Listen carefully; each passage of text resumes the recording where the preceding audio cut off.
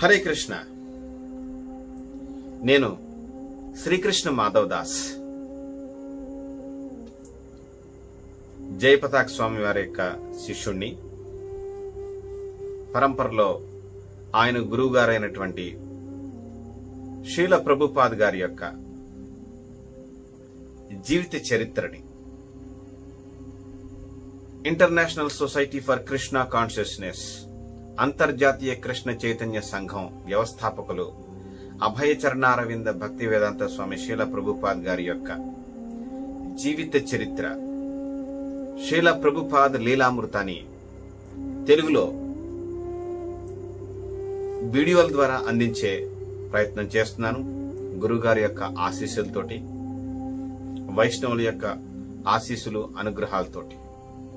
అందులో భాగంగా తెలుగు భక్తులందరికీ ప్రభుపాద్ గారి యొక్క జీవితాన్ని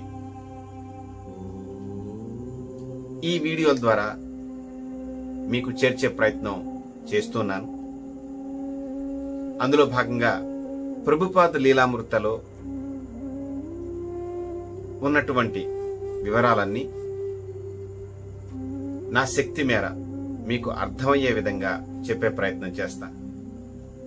అందులో భాగంగా మొదటి భాగంలో మొదటి అధ్యాయంలో ఆ మొదటి అధ్యాయానికి మొదటి భాగాన్ని ఇప్పుడు మీకు అందిస్తున్నాను. ఈ మొదటి అధ్యాయానికి ఈ గ్రంథాన్ని రచించినటువంటి సత్ స్వరూప్ దాస్ గోస్వామి ప్రభుపాద్ గారి యొక్క బాల్యం అనే పేరుతోటి మొదటి అధ్యాయాన్ని అందిస్తున్నారు. ఇస్కాన్ వ్యవస్థాపకులైనటువంటి ప్రభుపాదుల వారు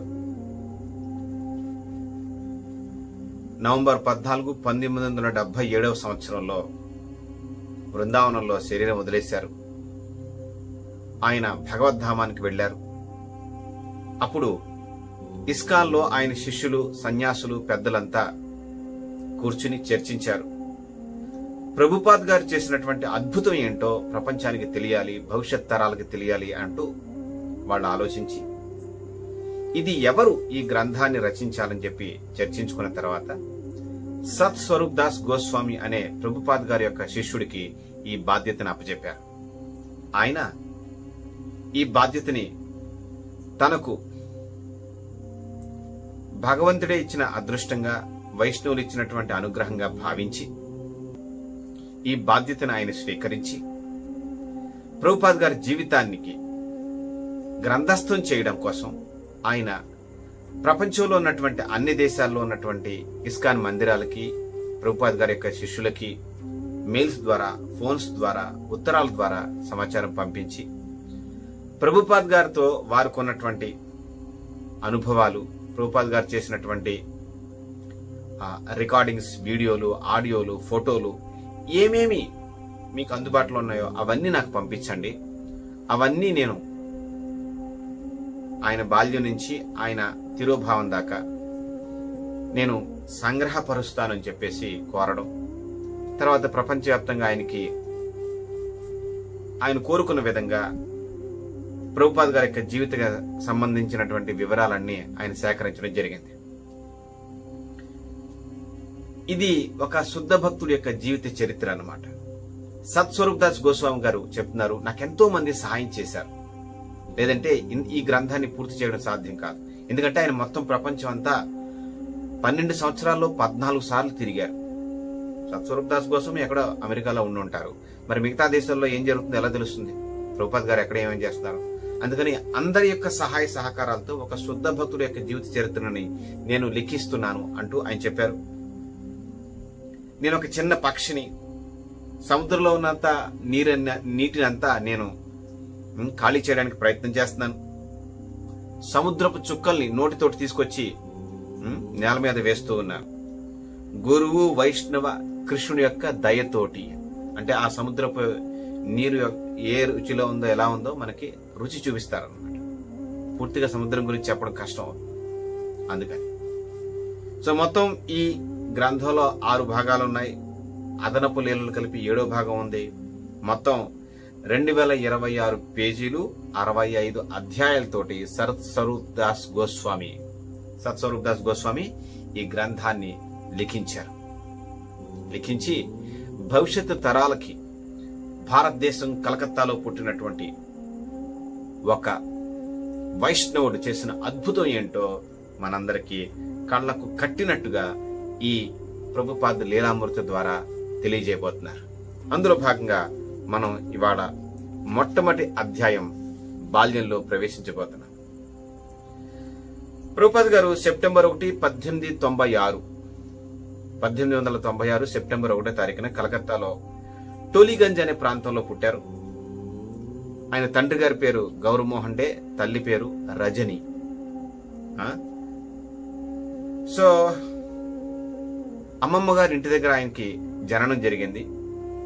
ఆ ఇంటి దగ్గర ఒక పనస చెట్టు ఉందన్నమాట. ఆ పనస చెట్టు కింద ఇంటి లోపల ఈ అబ్బాయి పుట్టడం జరిగింది. తల్లిదండ్రులు అతనికి అభయ చరణ్ అని పేరు పెట్టారు. అభయ అంటే భయం లేనివాడు, చరణ్ అంటే కృష్ణుడి పాదాలని ఆశ్రయించినవాడు. ఈ అర్థం వచ్చేలాగా అభయ చరణ్ డే, తండ్రి గారి పేరు వచ్చేలాగా అభయ చరణ్ డే అని పేరు పెట్టారు. అందరూ అభయ చరణ్ అని పిలుస్తారన్నమాట. మామూలుగా మన భారతదేశంలో మనం చూస్తూ ఉంటాం, సంతానం పొందినప్పుడు తల్లిదండ్రులు జ్యోతిష్య శాస్త్రం చూస్తారు. అందులో భాగంగా ఒక జ్యోతిష్యుని సంప్రదించారు కలకత్తాలో. ఆయన చూసి ఈ అబ్బాయి 70 సంవత్సరాలు వచ్చిన తర్వాత సముద్రం దాటి వెళతాడు, సనాతన ధర్మాన్ని ప్రచారం చేస్తాడు, అలాగే 108 మందిరాలు నిర్మిస్తాడు అని చెప్పారు. ఇండియాలో కాదు, ప్రపంచవ్యాప్తంగా. ఎందుకంటే భారతదేశంలో మందిరాలు విషయం ఏం కాదు. ఇక్కడ ప్రతి సందులో ఒక మందిరం ఉంటది. కానీ ప్రతి ఊర్లో ప్రతి సందు గొంతుల్లో అన్ని చోట్ల మందిరాలు ఉంటాయి. హనుమంతుడిదో, గణేశుడిదో, శివపార్వతులతో, నారాయణుడిదో, రాధాకృష్ణులతో, సీతారాములతో ఎక్కడో ఒకటి ప్రతి చోట కూడా ఉంటుంది. కానీ విదేశాల్లో వారికి దేవాది దేవుడైనటువంటి శ్రీకృష్ణ భగవానుడి గురించి సమాచారం లేదు. అలాంటి ప్రదేశాలకు వెళ్లి ఇతను 108 మందిరాలు నిర్మిస్తాడని చెప్పి జాతకం చెప్పారు. తండ్రి గారు విన్నారు. అయితే అప్పటికి కలకత్తా దేశ రాజధానిగా ఉండేది, ఢిల్లీ కాదు. ఐరోపా వాసులంతా ఇక్కడికి వచ్చే వ్యాపారం, వర్తకం అంతా చేసేవారు. రాకపోకల కోసం కలకత్తా అనువుగా ఉంటుందని చెప్పి వాడరేవు ఉంది కదా అని చెప్పి దాన్ని అక్కడ ఏర్పాటు చేసుకున్నారన్నమాట. ఇక అభయ్ చరణ్ నాన్నగారు గౌరమోహన్ డే, ఆయన గౌతమ ముని గోత్రీకులు అనమాట. మనకి భారతదేశంలో గోత్రాలు ఉంటాయి కదా, కశ్యప గోత్రం, ఋషులు పేరు మీద గోత్రాలు ఉంటాయి. ఇక్కడ గౌతమ ముని గోత్రానికి చెందిన వారు ఈ కుటుంబస్తులు అనమాట. అయితే అభయ్ చరణ్ ఇంటికి దగ్గరలో ఒక 150 సంవత్సరాల వయసు ఉన్నటువంటి ఒక రాధా గోవింద మందిరం ఉండేది. ఓకే, స్థానికులంతా కూడా అక్కడ చుట్టుపక్కల ఉన్న వాళ్ళంతా వెళ్ళి ఆ రాధాకృష్ణులకి పూజలు అవి చేసి వస్తూ ఉండేవారు. అలాగే గౌరమోహన్ డే గారు, రజనీ గారు పిల్లలందరినీ తీసుకుని, ముఖ్యంగా అభయ్ని తీసుకుని ఆ మందిరానికే వెళ్లేవారు. అక్కడ అభయ్ అక్కడ రాధాకృష్ణులు చూసేవాడు. ఆ పూజా విధానం ఎలా జరుగుతుందో, శంఖం ఊదడం, తెర తీయడం, భగవద్ దర్శనం కల్పించడం, ఇలా అన్నమాట. అగరబత్తి చూపించడం, హారతి ఇవ్వడం, ఇట్లా ఇవన్నీ గమనించేవాడు చిన్నప్పుడు. అంటే మనం భారతదేశంలో తల్లిదండ్రులు పిల్లల్ని గుడికి తీసుకువెళ్తారు, గుళ్ళో పూజారి చేసేటటువంటి కార్యక్రమాలన్నీ చూస్తూ ఉంటాం కదా, అలా అన్నమాట. ఇప్పుడు అభయ్ చరణ్కి 1.5 సంవత్సరాల వయసు వచ్చింది. అతనికి టైఫాయిడ్ జ్వరం వస్తుంది అనమాట ఆ పిల్లవాడికి.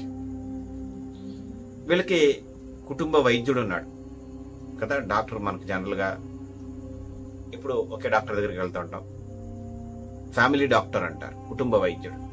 ఆయన పేరు బోస్, డాక్టర్ బోస్. ఆయన దగ్గరికి వెళ్తే ఆయన చూసి టైఫాయిడ్ జ్వరం వచ్చింది, 1.5 సంవత్సరం వయసు, ఇది అది చూసి మొత్తం అంతా చూసి ఇతనికి కొంచెం బలం కావాలి, అర్జెంటుగా ఇతని ఆహారం మార్చాలి, మాంసాహారం తినిపించండి అన్నాడు. తండ్రి సుతరాము ఒప్పుకోలేదు. ఒప్పుకోను మాంసాహారం పెట్టడానికి అని చెప్పి, ఆయన వైష్ణవుడు గనక. అయితే నువ్వు పెట్టకపోతే మానేవయ్యా, కుటుంబ వైద్యుడు కదా, కొంచెం చొరవ తీసుకుంటాడు. నేను వండి తీసుకొచ్చి పెడతా అని చెప్పి ఆయన ఏం చేశాడంటే ఆయన ఇంటికి వెళ్ళి ఆహారం, మాంసాహారాన్ని వండి తీసుకొచ్చి ఈ పిల్లవాడికి తినిపించే ప్రయత్నం చేస్తే ఆ వాసన చూసి అభయ్ చరణ్ వాంతులు చేసేసుకున్నాడు. దాంతో డాక్టర్కి అర్థమైంది ఇతను కూడా తండ్రి లాంటి వాడే, ఇతనికి ఈ ఆహారం అవదనమాట అని చెప్పేసి. సో నెమ్మదిగా కాలక్రమంలో మందులు అవి వాడి ఆ టైఫాయిడ్ జ్వరం తగ్గింది. భగవంతుడి దయ వల్ల రక్షింపబడ్డాడు. ఇక 3 సంవత్సరాల వయసు వచ్చింది బాల్యంలో అతని జీవితానికి సంబంధించి. ఒకసారి అగ్గిపెట్టితో ఆడుతూ అగ్గిపుల్ల గీసి అది అనుకోకుండా వస్త్రం మీద పడి అంటుకుందనమాట. చుట్టుపక్కల వాళ్ళు చూసి గబగబా వచ్చి ఆ నిప్పుని ఆర్పారంట. అలా మరొకసారి ఒక చిన్న ప్రమాదం నుంచి అభయ్ తప్పించుకున్నాడు. 4 ఏళ్ల వయసు వచ్చింది. అప్పుడు కలకత్తా నగరంలో ప్లేగు వ్యాధి బాగా విజృంభించింది. ఎక్కడ చూసినా ప్లేగ్ అనమాట. చాలా మంది చనిపోయారు, వేల మంది బాధితులయ్యారు. ఎవరో ఒక వృద్ధ బాబాజీ అనమాట, హరే కృష్ణ హరే కృష్ణ కృష్ణ కృష్ణ హరే హరే హరే రామ రామ రామ హరే హరే అంటూ కలకత్తా నగరం మొత్తం తిరిగాడట. ఇలాగా మహామంత్రం జపం చేస్తూ వీధి వీధి తిరిగాడట. అలా అభయ్ ఉన్నటువంటి ఇంటి దగ్గర వీధిలోకి వచ్చాడు ఆ బాబాజీ. అప్పుడు అభయ్ కూడా చూసి, ఎంత అప్పుడు 4 ఏళ్ల వయసు అనమాట, ఆ బాబాజీతో పాటుగా అతను కూడా నృత్యం చేశాడు, మంత్రం జపించాడు. అలా జరిగిందనమాట. అక్కడ కీర్తనలో పాల్గొన్నాడు. నెమ్మదిగా ప్లేగు కూడా తగ్గిపోయింది. ఓకే. ఇక అభయ్ తండ్రి చాలా గొప్ప వైష్ణవుడు. జీవితంలో ఒక్కసారి కూడా టీ కాఫీ లాంటివి తాగకపోవడం, తెల్లగడ్డ ఎర్రగడ్డ, ఉల్లి వెల్లుల్లి, ఆనియన్ గార్లిక్ లాంటివి తినకపోవడం, మాంసాహారం చేపలు గుడ్లు లాంటివి అసలే తినకపోవడం, ఇవన్నీ అంటే వైష్ణవుడి యొక్క నియమాలను ఖచ్చితంగా తూచా తప్పకుండా పాటించినటువంటి వ్యక్తి ఆయన. సో ఎలా ఆలోచిస్తాడంటే ఆయన, గౌరమోహన్ డే గారు మామూలుగా ఆయన వస్త్ర వ్యాపారం చేసేవారు. అంటే ఆయనకు ఒక కొట్టు, అంగడి ఉంది, షాప్. అందులో బట్టలు అమ్మేవారు ఆయన. మామూలుగా బట్టల షాపులో, దుకాణంలో ఎలుకలు ఉంటాయి. అవి మొత్తం బట్టలన్నీ కొరికి తినేస్తూ ఉంటాయి అన్నమాట. అందుకని ఆయన రాత్రులు ఏం చేసేవారంటే, అనవసరంగా వాటిని చంపడం ఇష్టం లేక ఆయన ఒక పెద్ద గిన్నెలో గింజలన్నీ, అంటే బియ్యం గింజలు లాంటివన్నీ తీసుకుని రాత్రి ఆ దుకాణం మూసే ముందు ఆ దుకాణం మధ్యలో ఆ గిన్నె పెట్టేవారు. అలా చేయడం వల్ల ఆ ఎలుకలు ఆ వస్త్రాలు అవి కొట్టకుండా కావలసినటువంటి ఆహారాన్ని ఆ గిన్నెలోంచి తీసుకుని హాయిగా రాత్రి అంతా తిని మళ్ళీ వాటి స్థానాలకు వెళ్ళిపోతాయి.